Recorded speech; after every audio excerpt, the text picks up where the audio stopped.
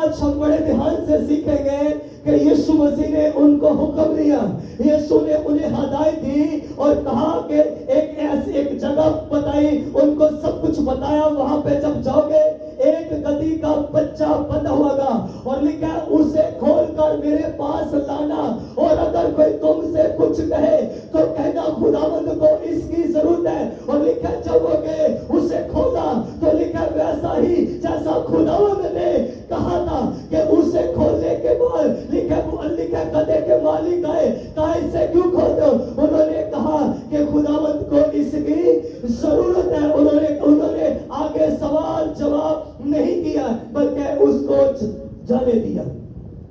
Hallelujah. आज भी ऐसे लोग हैं कलीसिया में कि वो कहते हैं, वो पासवानों को कहते हैं, वो खातमों को, वो लीडर्स को कहते हैं कि अगर पादरी साहब आपको जब भी जरूरत हो हमें याद करना।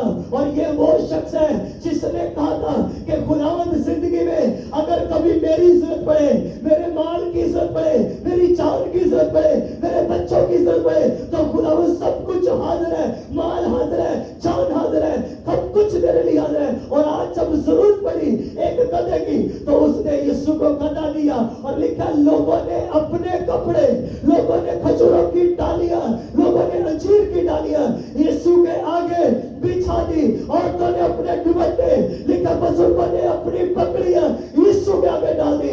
आज चर्च में तुमसे पूछना चाहता हूं, जब घर से निकले थे तुम्हें पहले से हफ्ता पहले मालूम था कि आज खजूरों का इतवार है, आज तुम उसके सामने क्या बिछाने हो, उसके आगे क्या डाले हो?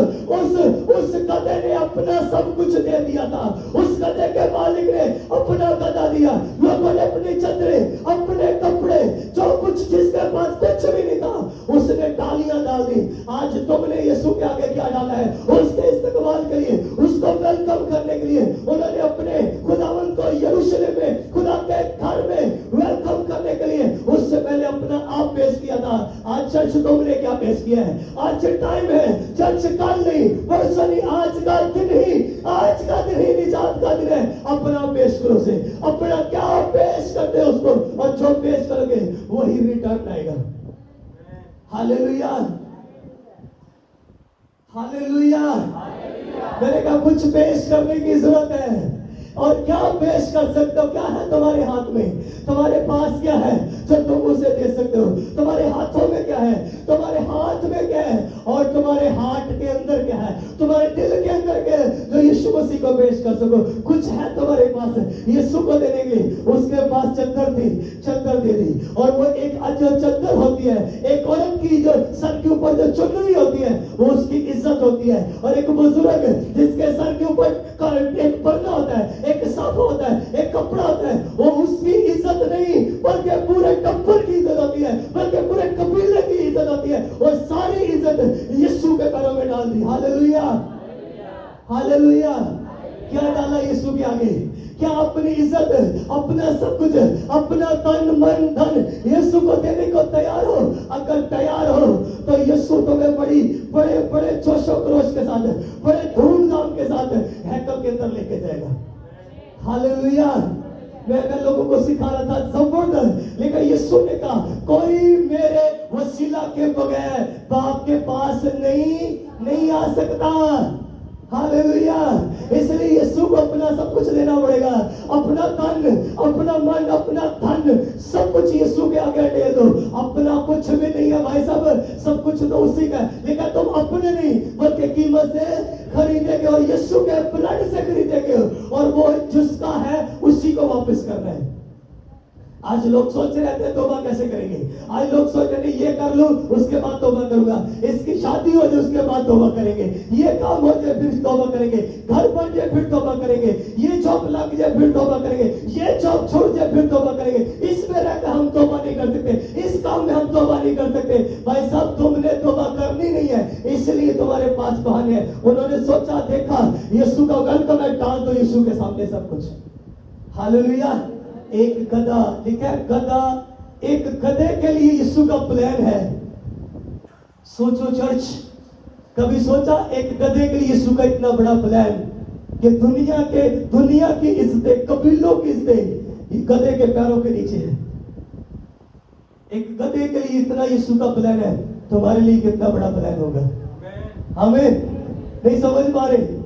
मैंने कहा गधे के लिए इतना बड़ा प्लान कि यीशु ने उन निविष्टों को पूरा करने के लिए, उन नबूवतों को पूरा करने के लिए उस गधे का इस्तेमाल किया और उसके ऊपर बैठकर गधे की इज्जत बढ़ा दी कि लोग यीशु के आगे डाल जरूर रहे हैं लेकिन पैर फिर भी उसे गधे नहीं है।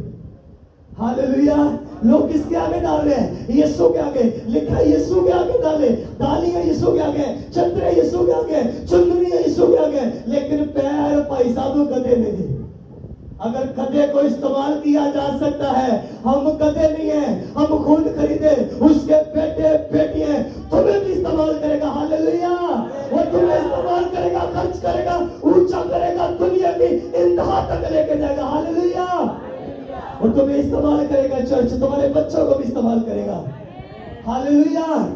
अगर गधे इस्तेमाल हो सकते हैं, हालेलुया, भाई साहब गधे इस्तेमाल हो सकते हैं तो हम भी इस्तेमाल हो सकते हैं। हमें हम गधे नहीं है। कई दफा आपको लोग कह देते हैं, कोई कह भी देते खैर कोई गल नहीं, यीशु ने गधा इस्तेमाल किया था। कई दफा कह रहा तू तो खोता ही है। उसे बोलो भाई साहब, यीशु जिसके ऊपर सवार था ना, वो गधा ही था। उस गधे की इतनी इज्जत थी कि उस वक्त यरूशलेम क्या पूरे बनी इस्राएल और बनी इस्राएल से इर्द गिर्द जितने भी यहूदी थे, सबकी इज्जत गधे के पैरों के नीचे थी। हालेलुया। हालेलुया। आप समझ नहीं पा रहे, मैं आपको बता रहा हूं कि आप यीशु के खून से खरीदे हुए लोग हो। आपकी वैल्यू, अपनी वैल्यू को पहचानो। गधे के मालिक ने पहचाना था कि नहीं, आज जरूरत है कि ये चाहे ऑनर किया जाए इसका। हालेलुया। इसके लिखा उसके ऊपर अभी तक कोई बैठा। और यहूदी बड़े पुरजोश थे, बड़े खुश थे कि आज कुछ होने वाला है। और कई सियासी लोग थे, कई सियासी, इनको बिठाओगे भाई, जल्दी बैठ कर नीचे। इसलिए जरूरी है कि आज हम सीखें कि यीशु मसीह जब यरूशलेम में गए थे तो लोगों ने यीशु का वेलकम किया।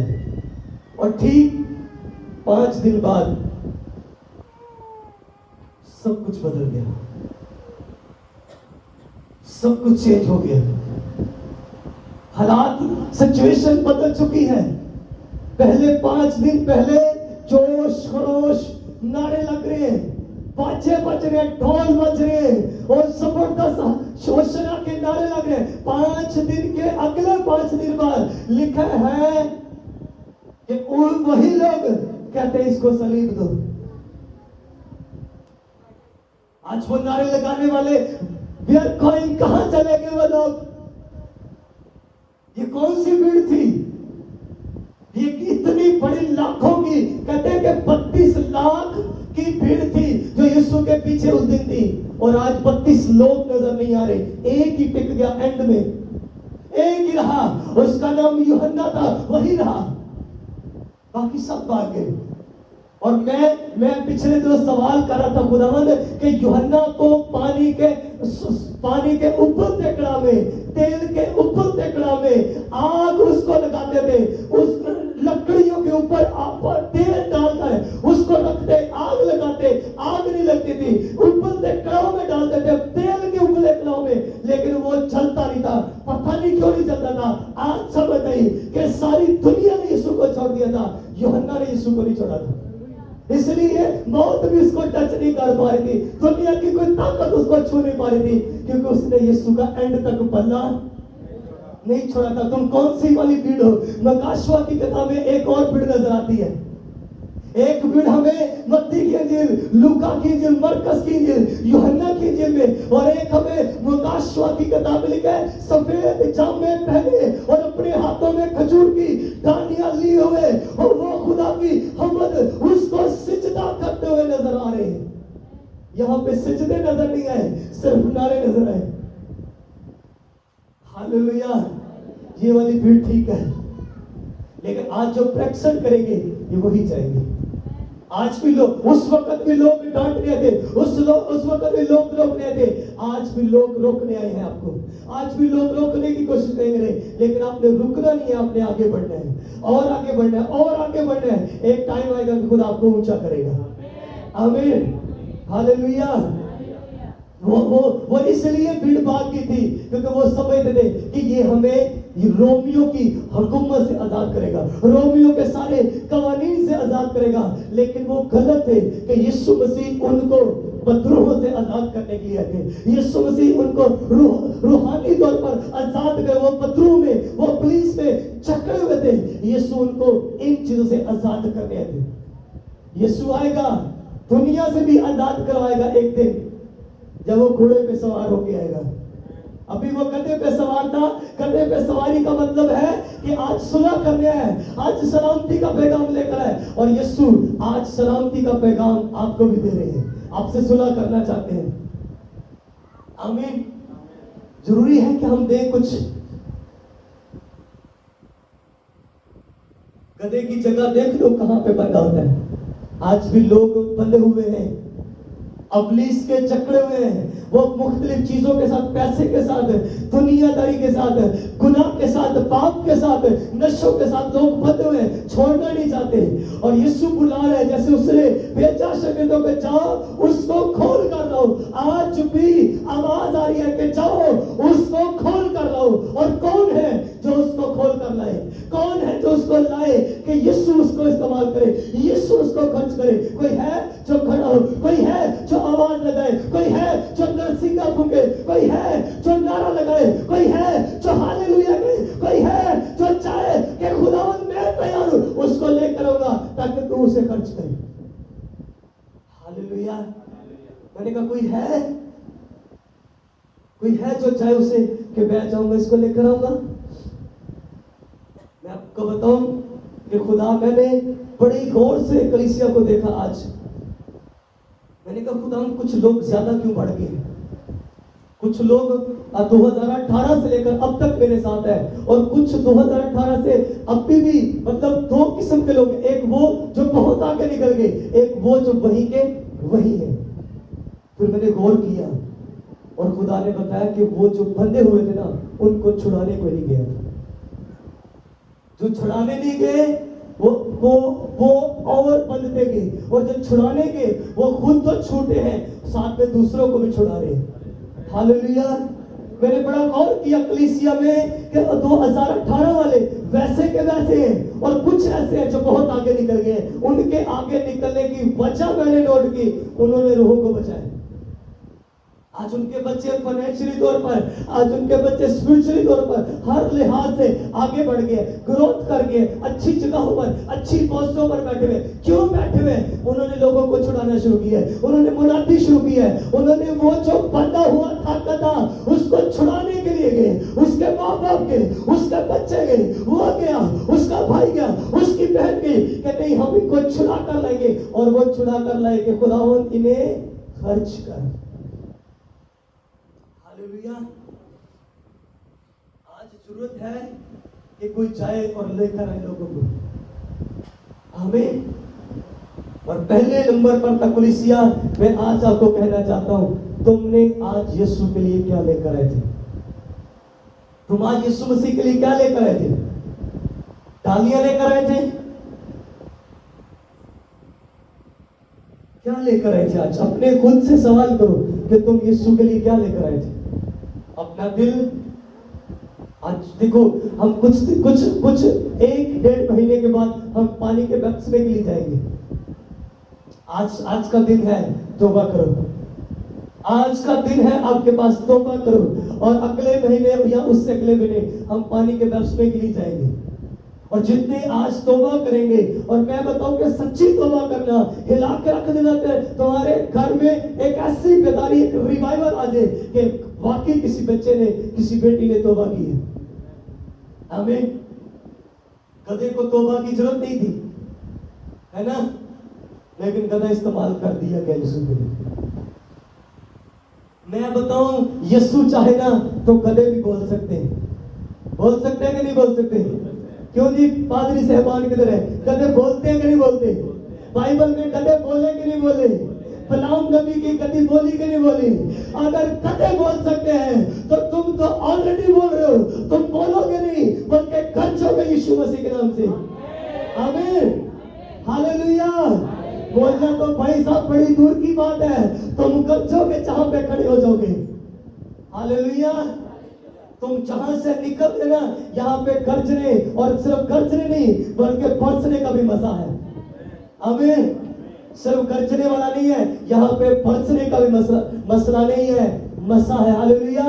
लोग कहते हैं इनको सिर्फ गरजना ही आता है, और कुछ लोगों ने तो कहा था ये सिर्फ 1-2 साल रहेगा।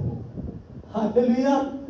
कहते थे ये 1-2 साल टिकेगा, देखना ये, और ये वो तो बड़ा गंदा लफ्ज इस्तेमाल करते थे, कहता बस नवा काम में वेखा जाना कहते।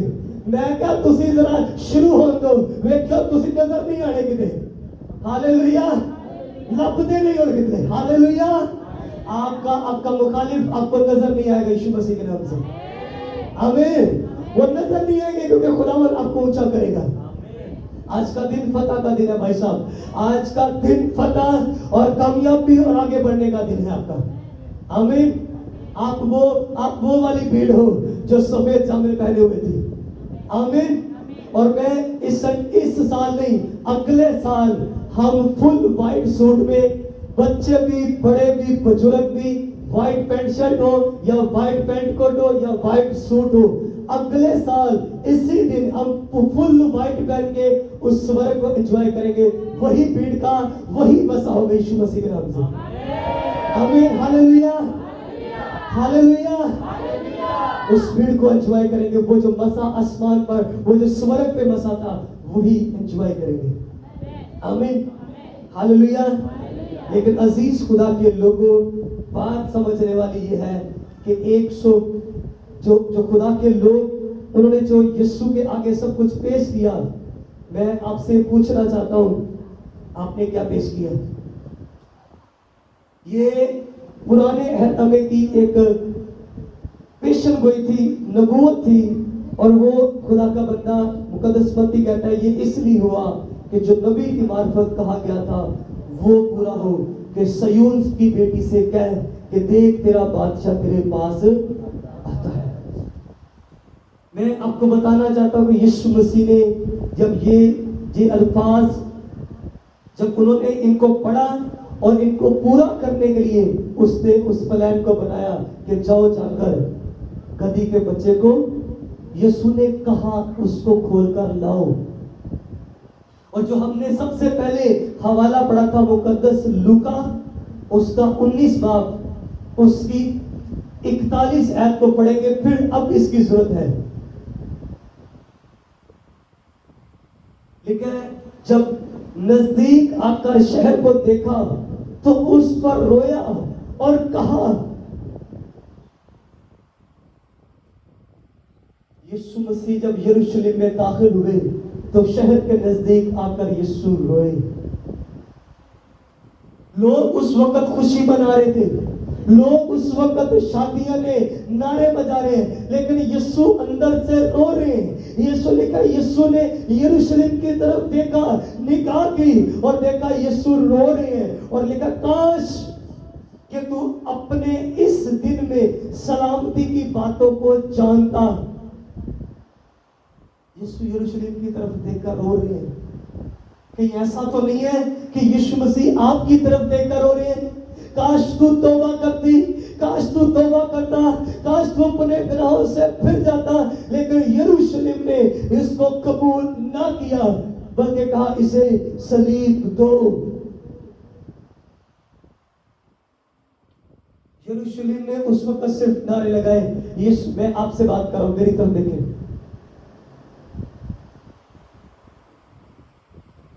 यीशु मसीह यरूशलेम से बात कर रहे हैं, रो रहे हैं यरूशलेम की तरफ देखकर। कहीं ऐसा तो नहीं कि आज भी यीशु यहाँ पे मौजूद तो है, लेकिन किसी की तरफ, मेरी तरफ या आपकी तरफ, आपकी बेटी, आपके बेटे की तरफ देखकर वो रो रहा है, काश ये तौबा करता आज, काश ये तौबा कर ले। आज का दिन है चर्च कि तुम तौबा करो। लिखा अगर तौबा ना की तो लिखा तुम पर पत्थर बाकी ना रहेगा। यरूशलेम बर्बाद कर दिया गया था। और हैकल कब्र का पत्थर पे पत्थर मिला था, क्योंकि उस पर यीशु रोए थे। उन्होंने यीशु को कबूल नहीं किया था, तौबा नहीं की थी। आज फिर दोबारा तौबा वापस जा रही है।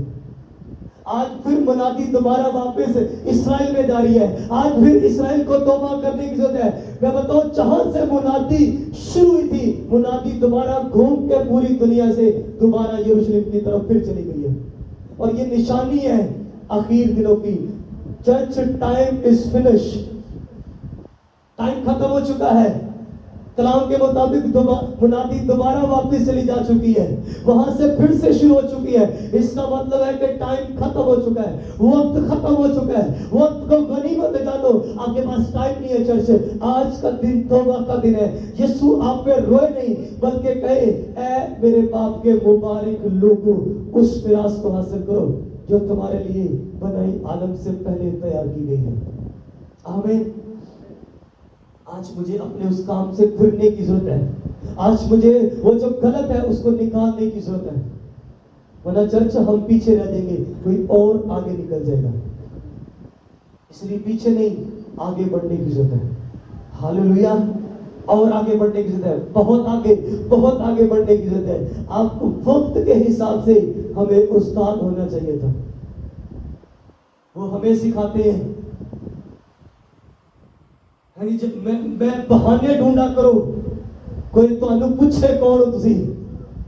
हम बहाने ढूंढते हैं, कोई सानू पूछे तो सही कौन है, फिर असि पूरी तरतीब के साथ बताते हैं असि कित्थों आए ते कित्थों तुसी साडे की लगदे हो। हालेलुया। उसको ये भी बताते हैं तो आप हमारे क्या लगते हो, हम उसको फिर ये बताते हैं हम आपके क्या लगते हैं। उसको बड़ी डिटेल के साथ बताते हैं। वो हमसे पूछता है यीशु खुदा का बेटा कैसे है, हम उसे बताते हैं यीशु खुदा का बेटा कैसे है। फिर वो कोई पूछ रहे हैं कि ए कहने, फिर वो हैरान हो जाता है जी। मैं कहा हाँ जी, साडा एक सवाल है, थोड़े 3 सवाल है, पहले ए लेके आओ, फिर तुहानू असि दसांगे। हालेलुया। बहाने ढूंढा करो। हालेलुया। लोग कई बहाने ढूंढते हैं, सानू पूछ ना लवे, किते पूछ ना लेने कौन है तू, छुपदे। फिर जो कुछ पता ना होवे, जो तौबा ना कीती होवे तो फिर बंदा छुपदा है। जो तौबा कीती होवे अंदर यीशु है तो फिर बंदा दलेर होंदा, पता होंदा यीशु नाल मैं थोड़ी बोलना तो यीशु है। हालेलुया। अच्छा जी, किसी थोड़ा जा कुछ करना आ जावे, कोई एमपीए, कोई एमएलए, कोई डीसी, कोई ईसी, कोई सीसी बन जाए तो वो खासकर क्रिश्चियन बंदा है, ऐसे लगता है जिन्हें भूत लड़ गए, ऐसे फुलदा फिर आता है। सो अगर खुदा किसी को चर्च, मैं दरख्वास्त करूंगा आप सबसे, एक दिन आएगा तुम सब बड़ी जगहों पर जाओगे। आमीन। लेकिन जब उस जगह पे चले जाओ तो आज से हलीमी इंकसारी रखना। आमीन। मुझे मालूम है तुम्हारे बच्चे डीसी, आईजी सब कुछ बनेंगे। आमीन। तुम्हारे बच्चे जनरल, कर्नल सब कुछ बनेंगे। आपको याद है मैंने कहा था तुम्हारे बच्चे जनरल भी बनेंगे। हाँ, कहा था, बना कि नहीं बना? आपकी कौम का बंदा है, खुदा ने खड़ा किया कि नहीं किया? बेशक हमारी चर्च का नहीं है, लेकिन नाम मसीहों का रोशन हो रहा है। आमीन। इसलिए कोई भी मसीह, कोई भी चर्च, जहां भी मसला हो, खड़े हो जाओ, क्योंकि जब भी ऊंचा होगा तो मसीहों का नाम होगा, बदनाम होगा तो मसीहों का नाम बदनाम होगा। बदनामी से बचाने के लिए खड़े होना जरूरी है। आमीन। हालेलुया। इसलिए चर्च जरूरी है। तौबा जब होगी ना तो फिर बंदा दिलेर होता है, फिर उसे पता होता है कि कुछ बोलने की जरूरत नहीं है, बोलने वाला खुदा का रूह है। हालेलुया। उस भीड़ को मालूम था जो मुकाशवा की किताब में वो बड़ी दलेरी के साथ लिखा, वो खड़े हैं और खुदा को सिजदे कर रहे हैं। वो जानते थे कि ये मसीहा है। अच्छा, इस भीड़ का मुकाशवा भी बड़ा खराब है, इस भीड़ की तालीम भी बड़ी खराब है। वो कहते हैं ये गलील के नासरत का क्या है, कहते ये गलील के नासरत का नबी है। यीशु नबी नहीं है, यीशु बादशाहों का बादशाह और खुदा बंदों का खुदा है। इनका तो मुकाशवा भी खराब है। इसलिए ऐसी भीड़ से जिनके मुकाशवे खराब है ना, उनसे भी बचने की